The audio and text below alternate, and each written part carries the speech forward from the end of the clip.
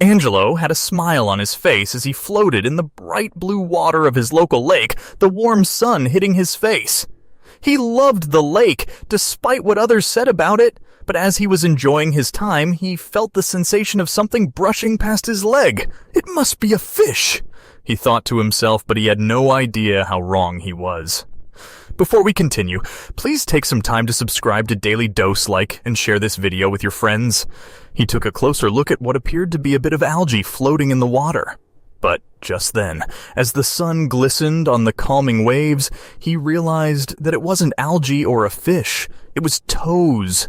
Human toes. Angelo Mondragon lived an ordinary life in a seemingly ordinary town called Rosewood. By day, he was a plumber, and by night, he was a dedicated dad to his 2 young children. But this devoted dad had no idea he was about to uncover something truly unimaginable when he went swimming in a lake one warm Saturday in July.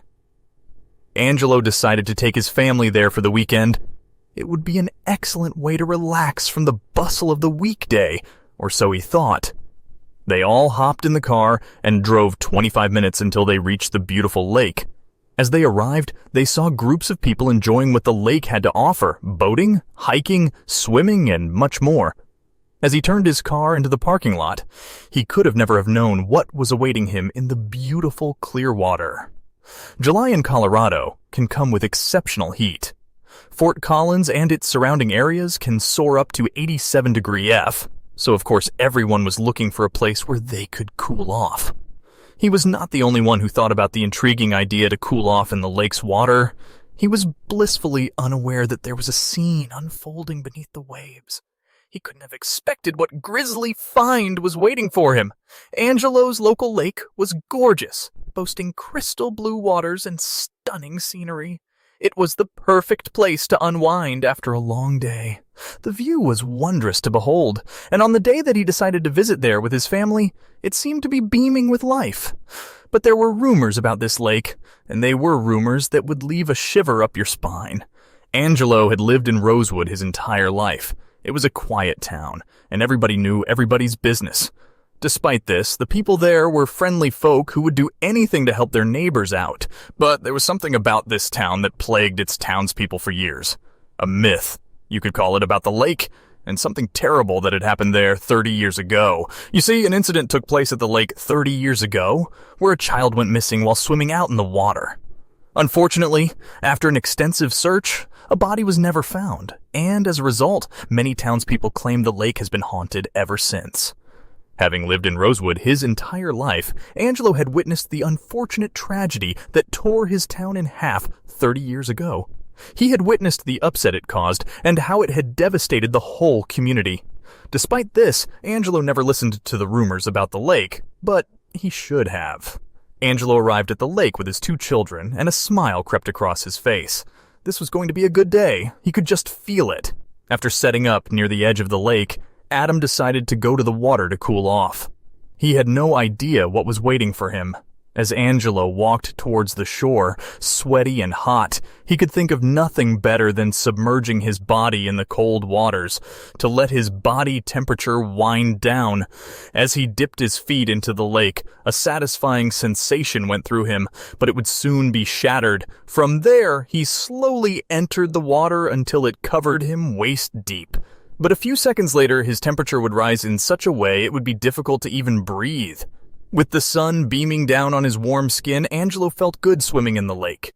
He continued to go deeper and deeper out into the water, but as he got further out, he had no idea he was about to uncover something that would leave him feeling sick to his stomach. Angelo was the only one out this deep.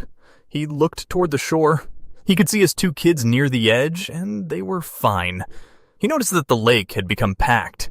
It seemed like everyone in the surrounding areas had had the same idea. But Angelo was the only one who was greeted with such an unpleasant surprise.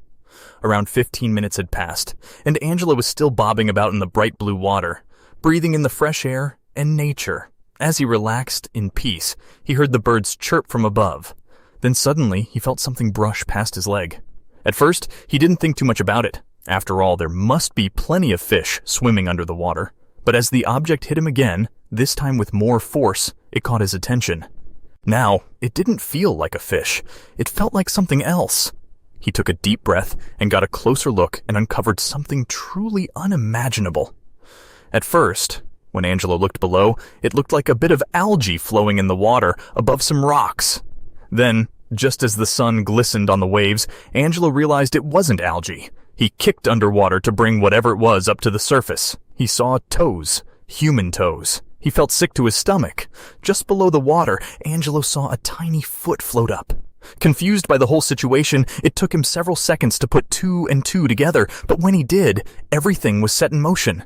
He had just discovered the limp body of a little girl, still alive but unconscious. Angelo knew what he had to do, but he had to do it fast.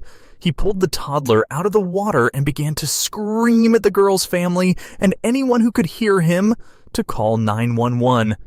"I grabbed her and carried her limp body to the shore," he said. When he reached the edge of the lake, he was met with a paramedic who immediately took the girl away to the hospital.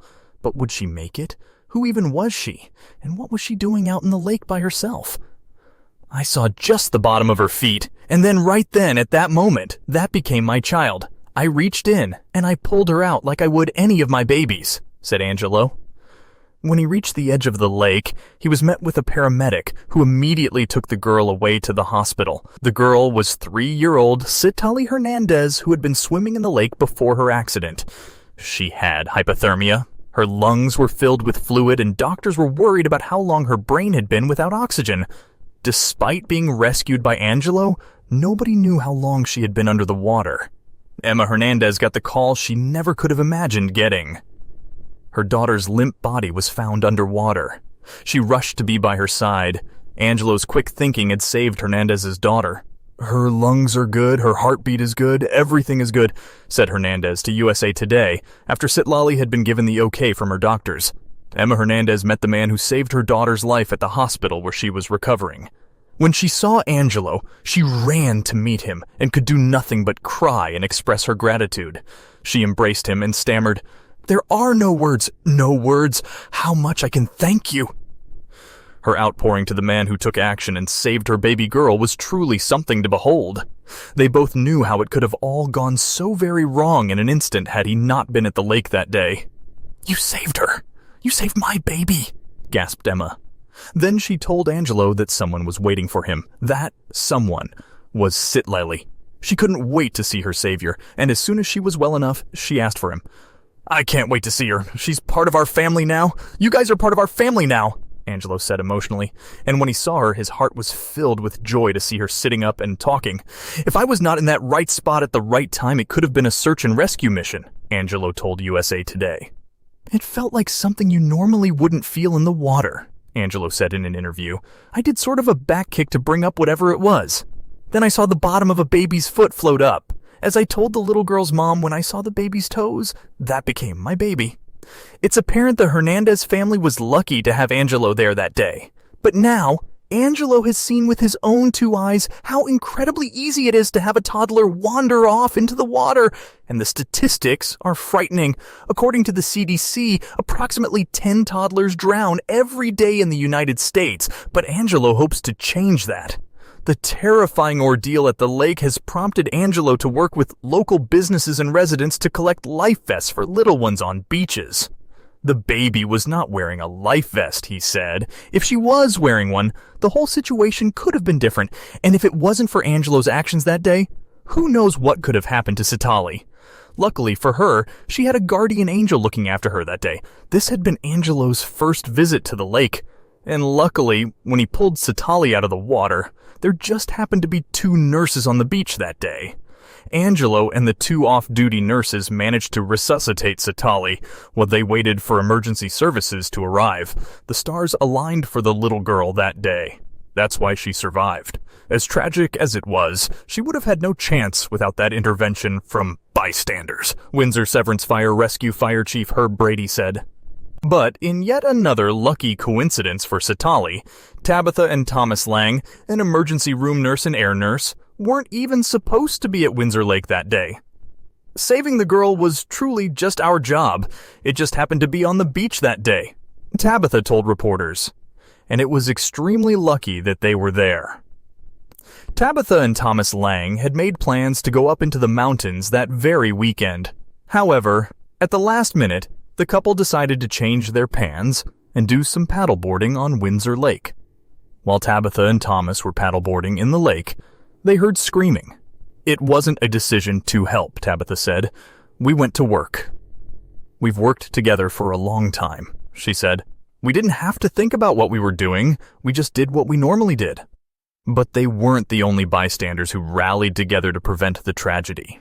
As Tabitha and Thomas were performing CPR on Satali and trying to clear her airways, other bystanders on the beach helped control the crowd and made sure there was enough space for emergency personnel could get through.